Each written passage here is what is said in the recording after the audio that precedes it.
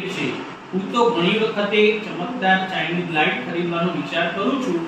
કેટલી સસ્તી અને સુંદર હોય છે।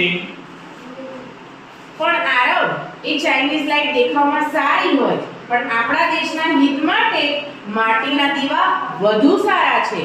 હા, કાવ્યા સાચી છે।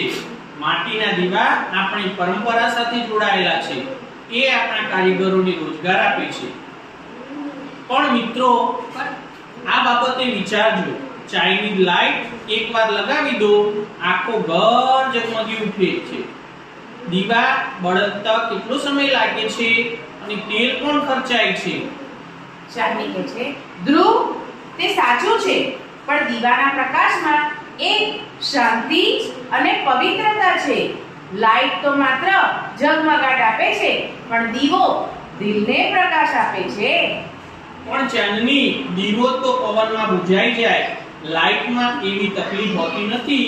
બસ પ્લગ લગાવો અને ચાલુ। પરંતુ આરવ, સુવિધા માટે આપણે પોતાની સંસ્કૃતિને ભૂલી જઈએ તો શું ફાયદો? દીવો પ્રાચીન સમયથી દિવાળીની ઓળખ છે। લાઇટ ફક્ત દેખાવ છે।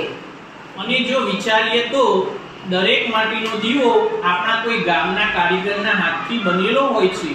જો આપણે આ દીવો ખરીદીએ તો તેમની દિવાળી પણ ઉજળી બને છે। સાચું છે, પણ ચાઇનીઝ લાઇટ તો રીયુઝ કરી શકાય છે। દર વર્ષે નવી ખરીદવાની જરૂર નથી। દીવો તો એક જ વાર વાપરી શકાય। ધ્રુવ, પણ શું તે એ વિચાર્યું કે ચાઇનીઝ લાઇટમાં ઉપયોગ થતી પ્લાસ્ટિક અને વાયર પર્યાવરણ માટે કેટલું નુકસાન કરે છે? દીવો તો માટીનો છે અને કુદરતી પણ છે। હું સ્વીકારું છું કે દીવો પર્યાવરણ માટે સારું છે, પણ આજકાલ લોકો સમય બચાવવા માટે લાઇટ જ વાપરે છે। દીવો બળાવવો મુશ્કેલ લાગે છે। એ મુશ્કેલ નથી આરવ। જો બધા મળી દીવા બળાવીએ તો કેટલા સુંદર લાગશે। આખું ઘર પ્રકાશથી ઝગમગી ઉઠશે અને પ્રકાશ આપણા દિલમાં પણ ફેલાશે। અને વીજળી વગર પણ દીવો બળે છે।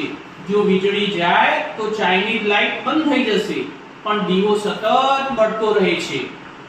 તમે બધા દેશની વાત કરો છો, પણ બજારમાં જુઓ, બધા લોકો ચાઇનીઝ લાઇટ ખરીદે છે।